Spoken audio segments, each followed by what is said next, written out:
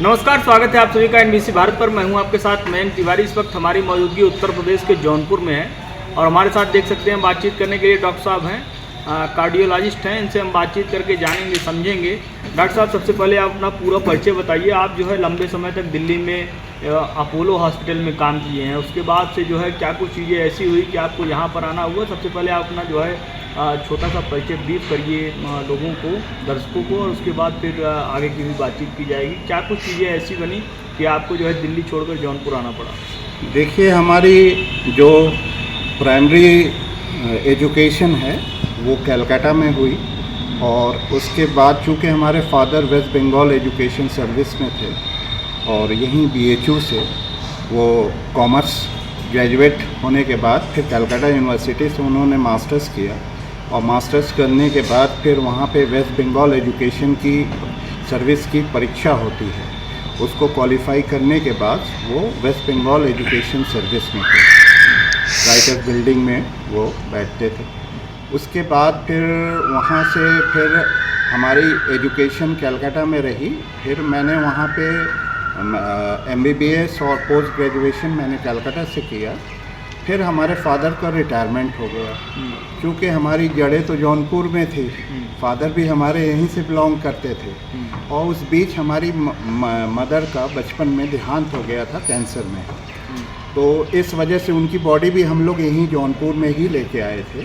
तो इस वजह से हम लोग बैग एंड बैगेज फिर फादर जौनपुर में आ गए रिटायरमेंट के बाद और मैं फिर दिल्ली चला गया, क्योंकि कलकत्ता में क्या है कि वहाँ क्लिनिक्स बहुत अच्छी है, मगर जो मॉडर्न आजकल जो इन्वेस्टिगेशन पार्ट है वो दिल्ली का ज़्यादा अच्छा है। तो उसको सोच के मैं दिल्ली आया और दिल्ली में पहले UCMS and GTB hospital Shahdara में मैं एज ए सीनियर रेजिडेंट था वहाँ पे। उसके बाद फिर मैं वहाँ से, चूँकि डॉक्टर खलीलुल्लाह को उस समय बहुत नाम था, जो कि वो head of the department of cardiology थे और वो वहाँ LNGP हॉस्पिटल का में वो उस समय HOD थे।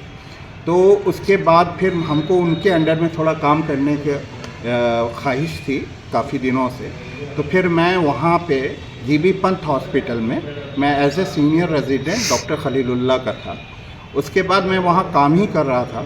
फिर एक farmer director cardiology doctor Harbhajan Singh वज़ीर, जिनको भारत रत्न वगैरह भी मिला है और उनकी अब डेथ हो चुकी है, उनके बड़े बेटे हरप्रीत वज़ीर वो अभी मेडिनांता हॉस्पिटल में हैं as a visiting to Naresh Trehan, और उनके जो छोटे बेटे हैं वो डायबिटोलॉजिस्ट, वो मेरे साथ GTB हॉस्पिटल में भी थे। उसके बाद फिर उनको वो रिटायर कर गए all India institute of medical sciences. तो उसके बाद उनको अपोलो ग्रुप के जो मालिक हैं उन्होंने उनको फ़ोन किया कि ऐसा है, प्रताप सिंह रेड्डी नाम है उनका। तो उन्होंने उनसे कॉल किया कि हमें एक जूनियर कंसल्टेंट कार्डियोलॉजी में चाहिए और आप अगर हो सके तो अपनी सेवा यहाँ प्रदान करें। तो चूँकि Apollo hospital it's the 4th corporate hospital of the world, the Delhi Apollo.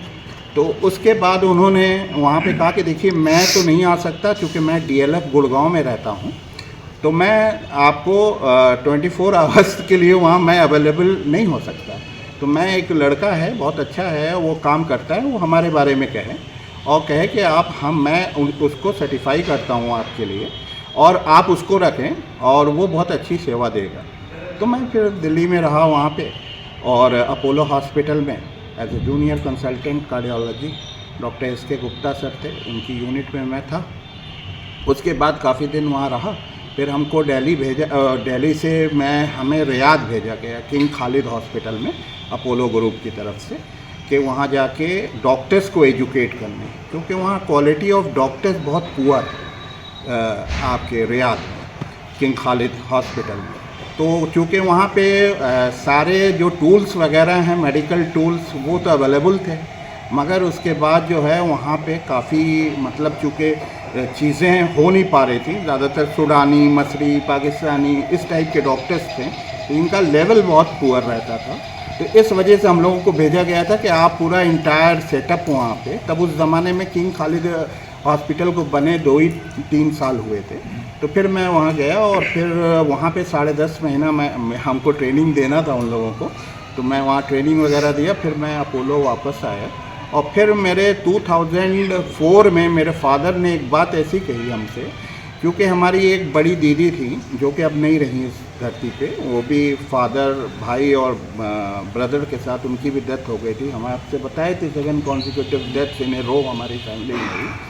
तो उन्होंने कहा कि बेटा, और वो मेंटली हैंडीकैप भी थी, तो लोगों ने उन्होंने कहा कि बेटा, मैंने तुमको माँ बाप दोनों का प्यार दे के पाला है, तो मैं ये चाहता हूँ कि तुम जौनपुर चले जाओ। बस हमसे रोया मतलब रहा नहीं गया और मैं उनके शब्दों से बिल्कुल रोने लगा। माई eyes burst into tears that time. और मैंने अपनी मिसेस से डिस्कस किया। मेरी बड़ी बेटी उस समय दिल्ली पब्लिक स्कूल DPS में पढ़ रही थी, जो कि एक नामचीन स्कूल है दिल्ली का, RK पुरम में। तो फिर मैंने उसको वहाँ से, हम लोगों ने फिर ये डिसाइड किया कि नहीं, मैं यहाँ रहता हूँ। कह के देखिए, मेरा छोटा भाई मीडिया लाइन में था, अब वो TV स्टेशन तो जौनपुर ला नहीं सकता था, तो इसीलिए मेरे फादर ने हमको चुना और कहा कि तुम बेटा आ जाओ यहाँ पे, और अगर तुम्हारे में पोटेंशियल है, टैलेंट है, तो तुम एक पेड़ के नीचे भी बैठोगे तो मरीज़ तुम्हारे वहाँ आएंगे। और तुम्हारे छोटे भाई के साथ समस्या ये है कि वो चूँकि मीडिया लाइन में है तो वो यहाँ आ नहीं सकता। तो ये हमारा यहाँ जौनपुर आने का कारण है। तो मैं फिर यहाँ पे था। उसके बाद मैं यहाँ जौनपुर का एक ईशा हॉस्पिटल है, वहाँ पे मैं एज ए विजिटिंग कार्डियोलॉजिस्ट था और ये मेरा अपना खुद का हॉस्पिटल है। मैंने वहाँ पे 20 साल सेवाएं दी और अब मैं पूरी तरीके से फुल टाइम अपने हॉस्पिटल में सेवा दे रहा हूँ। एक बड़ी समस्या आ रही है, अगर आप जो है एक देखें तो कोरोना के बाद से जो एक दौर चला है, कहीं न कहीं जो है ख़ास तौर पर जिम करते हुए और भी तमाम चीज़ें, मतलब नॉर्मली आदमी सब सारी चीज़ें बिहेव कर रहा है, उसके बाद हार्ट से रिलेटेड प्रॉब्लम्स आ रही हैं, डेथ हो जा रही है। क्या कुछ रीज़न है कोरोना के बाद से जो ये सेंटिमेंट्स बन रहे हैं? कार्डियोलॉजिस्ट के तौर पर आपसे किस तरह से देख रहे हैं? देखिए, अभी रिसर्चेस पूरी तरह से आए नहीं हैं, बहुत सारी चीज़ें सामने आई हैं। कोविड जो महामारी थी उसमें हुआ ये कि जितनी भी डेथ्स हुई कोविड में वो due to mechanical heart failure. Mechanical heart failure और जो CAD यानी जो कि आपको मायोकार्डियल इन्फाक्शन, ये दोनों चीज़ों को समझने के लिए थोड़ा सा मतलब चीज़ों को समझना पड़ेगा। हार्ट अटैक जिसको कहते हैं वो 3 प्रकार के होते हैं। पहला होता है जिसको हम लोग कंजेस्टिव हार्ट फेलियर कहते हैं। दूसरा होता है जिसको हम लोग लेफ़्ट वेंट्रिकुलर फेलियर कहते हैं, जिसमें हार्ट का लेफ़्ट वेंट्रिकल जो होता है वो काम नहीं करता, हृदय की काम करने की क्षमता कम हो जाती है, उसकी वजह से पेशेंट लेफ़्ट वेंट्रिकुलर फेलियर में जाता है। और तीसरा जो फेलियर होता है वो आपको कोविड महामारी में देखा गया, वो मैकेनिकल हार्ट फेलियर है। उसमें होता क्या है कि कोई भी इन्फेक्शन से, चाहे whether it is viral infection, whether it is a bacterial infection और any other type of infection, तो उससे होता क्या है कि फेफड़े के अंदर जो है ओवरलोड बढ़ जाता है। ठीक है, ओवरलोड बढ़ने के कारण से वो हृदय के ऊपर दबाव बनाता है और उसके कारण से जो फेलियर होता है उसको हम लोग मैकेनिकल हार्ट फेलियर कहते हैं। और इसी वजह से हुआ। और दूसरे कोविड के साथ जो चीज़ थी उसमें होता ये था कि ब्लड के अंदर क्लॉट बन जाते थे और वो क्लॉट के लिए हम लोग ब्लड थिनर वगैरह तो दिए, जबकि उस समय हम लोगों के पास रिसर्चेस वगैरह नहीं थे। जो भी था हम लोगों ने एम्पेरिकली ट्रीटमेंट दिया। आज वो चीज़ें आ रही हैं कि वो ब्लड जो है क्लॉट हो जाता था और उसमें ब्लड थिनर का रोल था। इसमें कुछ लोग इसलिए सर्वाइव भी कर गए और ज़्यादातर अधिकांश लोग कोविड में एक्सपायर हो गए।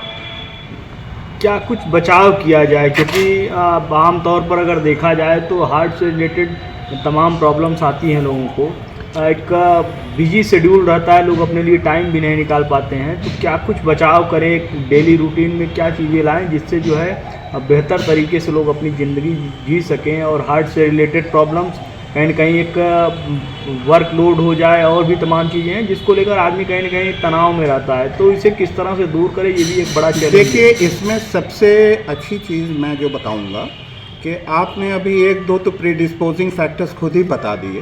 तनाव, स्ट्रेस, ये पहले आता है। दूसरा देखिए जो चीज़ें होती है वो है diabetes. Diabetes is not at all A disease, it's a life style disorder, whether it is hypertension or it is diabetes, both are life style disorder है। तो इसमें हम लोगों को लाइफ स्टाइल अपनी सही करनी पड़ेगी। लाइफ स्टाइल के लिए जो सबसे ज़रूरी चीज़ है वो है एक्सरसाइजेस वगैरह हम लोग करें, और जो है मेडिटेशन करें, योगा करें। और तीसरी चीज़ जो इसमें मेडिटेशन, योगा, हम लोग अगर हंसते रहते हैं तो आप समझ लीजिए कुछ ऐसे हार्मोन हैं शरीर में जिसको हम लोग थैलेमस से सिक्रीट होते हैं, जिसको हम लोग एंडोर्फिन कहते हैं। वो क्या करता है कि वो स्ट्रेस को दूर करता है, क्लॉटिंग को दूर करता है, उसके बहुत सारे फ़ायदे होते हैं। तो अगर आपने एक अच्छी लाइफ स्टाइल कर दी, आपने 6-7 घंटे की स्लीप ले ली, टाइम से आपने भोजन ले लिया, भोजन भी जो है वो अच्छे भोजन, आप जो कि मतलब सेफ भोजन से वो आपने लिया, जैसे ऑयल, फैट, ये सब चीज़ें अगर उन भोजनों में नहीं हैं, तो अगर आपने हेल्दी भोजन, घर के बने भोजन का इस्तेमाल किया, फास्ट फूड वगैरह अवॉइड किया, तो आप काफ़ी हद तक इन सब चीज़ों से बच सकते हैं। एक चीज़ और जानना चाहेंगे, अगर देखा जाए तो कहीं न कहीं कोरोना के बाद से दौर भी बढ़ा है, क्या मतलब एक आप ट्रीटमेंट नहीं, एक अभ्यास के तौर पर क्या कुछ बताना चाहेंगे अब हमारे दर्शकों को कि किस तरह से वो चीज़ों को लाएं कि जो मानसिक दबाव है इससे वो अपने आप को दूर रख सकें? किस तरह से अपने रूटीन में क्या कुछ चीज़ें लाएं? खुलकर हंसना तो आजकल हो ही नहीं पाता है, कहीं न कहीं अगर देखें तो वर्कलोड इतना होता है, लोग टाइम भी नहीं दे पाते हैं। युवा हमारे जो हैं, जो आपने युवा हार्ट अटैक की बातें की, युवा एक्चुअली अपनी पढ़ाई पूरी करता है, पूरी क्वालिफिकेशन करता है।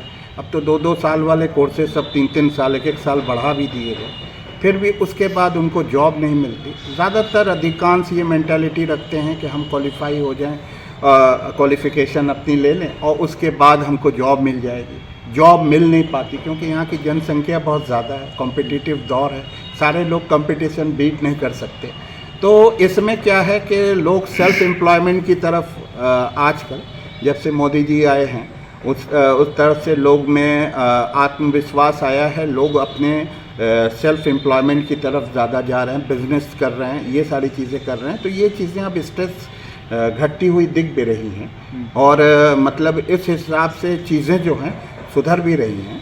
तो इसमें देखिए जो ट्रीटमेंट पार्ट है वो तो एक अलग चीज़ है, जो मतलब जो आप प्रिकॉशन लें उसमें सबसे पहली चीज़ हम आपसे ये कहेंगे कि कम से कम मॉर्निंग वॉक करें, 40 मिनट्स की मॉर्निंग वॉक करें और 40 मिनट्स की रात में डिनर के बाद आप वॉक ज़रूर करें। होता ये है कि हम लोग का माशरा ऐसा हो गया था कि टीवी देख रहे हैं, वहीं खाना आ गया, वहीं खाना खा लिया और वहीं लुढ़क के सो गए। ये जो चीज़ें आ रही थी, इन सब चीज़ से डायबिटीज़, हाइपरटेंशन, डिसलिपिडीमिया, ये सारी चीज़ें जड़ पकड़ रही थी। मगर अगर हम सुबह उठ जाते हैं, 7 घंटे की स्लिप लेते हैं, सुबह उठ जाते हैं, मॉर्निंग वॉक करते हैं 40 मिनट की, रात में डिनर के बाद हम लोग वॉक करते हैं, उसके बाद हम योगा करते हैं, मेडिटेशन करते हैं, इन सारी चीज़ों को करते हैं। अगर अपनी सेहत की ये जागरूकता अगर लोगों के अंदर आ जाए कि 1 आवर अपनी सेहत को अगर देना है 24 आवर्स में से, तो ये काफ़ी हद तक इन सब चीज़ों से बचा सकते हैं।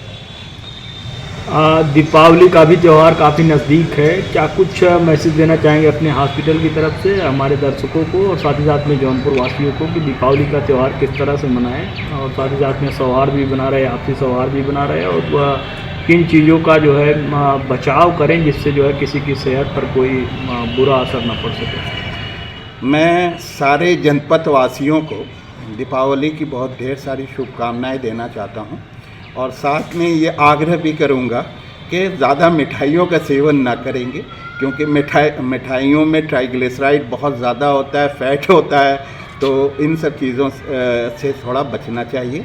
और मैं लोगों से, भगवान से यही प्रार्थना करूंगा कि हम लोग सब स्वस्थ रहें, चुस्त रहें, दुरुस्त रहें। Thank you so much.